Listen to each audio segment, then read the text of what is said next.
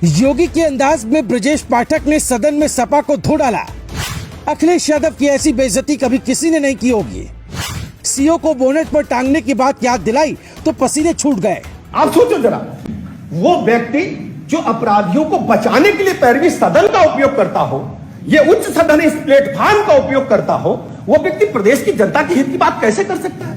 11 second में ही ब्रजेश पाठक ने Samajwadi party का पूरा भूत, भविष्य और वर्तमान बता दिया। जो अखिलेश ये सपने देख रहे थे कि 3 गुना ज्यादा विधायक जीत कर आए हैं तो सदन में योगी सरकार को घेर लेंगे, उन्हें पहले तो खुद योगी ने सुनाया और अब योगी के अंदाज में ब्रजेश पाठक ने तो विधान परिषद में सपा को बुरी तरह धो डाला।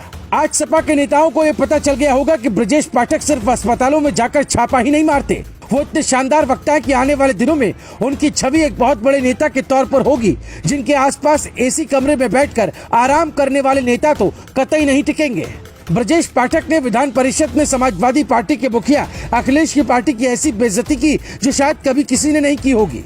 विधानसभा में अखिलेश चिल्ला रहे थे कि यूपी में लॉ एंड ऑर्डर खराब है, तो विधान परिषद में ब्रजेश पाठक ने कहा, अब मैं बताता हूँ आपके राज्य में क्या हुआ था, फिर अभी वाले लॉ एंड ऑर्डर के हालात भी बताऊंगा। इसी प्रदेश में जब जब समाजवादी पार्टी की सरकार रही है, गुंडे, माफिया, मवाली, लफंगे, लुच्चे सत्ता में बैठे हैं, थानों पर कब्जा करके बैठे हैं और इसका गवाह पूरा प्रदेश रहा है। ब्रजेश पाठक सिर्फ यही नहीं रुके, उन्होंने तो सपा सरकार की पूरी कुंडली खंगाल कर सदन के सामने रख दी। अखिलेश यादव जो अखबार की कटिंग ट्वीट कर योगी सरकार पर निशाना साधते रहते हैं, उन्हें पाठक जी ने उस दौर की याद दिलाई जब सपा की सरकार में पुलिस की बिल्कुल भी नहीं चलती थी।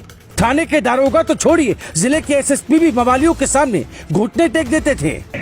समाजवादी पार्टी का एक अनुसांगिक संगठन लोहिया वाहिनी है और उसके लोगों ने जिस ढंग से सीओ को बोनट पर टांग करके लखनऊ की राजधानी में घुमाया था और एसएसपी के बंगले के अंदर गाड़ी घुसा दी थी, वो दिन दूर नहीं है। और वो लोग लाइन ऑर्डर की बात कर रहे हैं। मैं आपसे चाहता हूँ माननीय सभापति महोदय, मैं बताना चाहता हूँ, हमारी सरकार ने, आदरणीय योगी जी ने, हमारे मुख्यमंत्री जी ने माफिया की कमर तोड़ दी, तो पेट में दर्द किसके हो रहा है? डर तो माफिया के होना चाहिए, जेल में बंद उनको होना चाहिए। दर्द किधर है भाइयों, बताओ दर्द किधर है? दर्द किधर है? जो माफिया के दम पर अपना पेट पालते थे, सरकारें चलाते थे, लोगों को डाइवर्ट करते थे, गुमराह करते थे, सत्ता पर कब्जा करते थे, उनके पेट में दर्द हो रहा है, इनको डाइजिन चाहिए।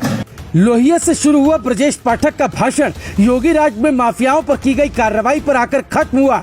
उनकी एक एक बात सपा को चुभने वाली और जनता को सुकून देने वाली थी, क्योंकि उन्होंने साफ कहा कि हम ना तो कार्रवाई में अपना देखते हैं और ना ही पराया, ना ही गरीब और ना ही अमीर। जिसने कानून तोड़ा बुलडोजर उसके घर जरूर जाएगा। बुधवार को केशव मौर्य को अखिलेश ने गुस्से में बाप वाली बात कही तो योगी ने जमकर सुनाया था और अब विधान परिषद में ब्रजेश पाठक ने सपा के विधायकों की बोलती बंद करने के लिए मोर्चा संभाल लिया, क्योंकि उन्हें पता है कि कांच पर पारा चढ़ा दो तो आईना हो जाता है और किसी को आईना दिखा दो उसका पारा गर्म हो जाता है। जैसे जैसे ब्रजेश पाठक बोल रहे थे, अखिलेश के विधायकों का पारा गर्म हो रहा होगा, क्योंकि बात कड़वी तो जरूर थी लेकिन सच्ची थी। Bureau report.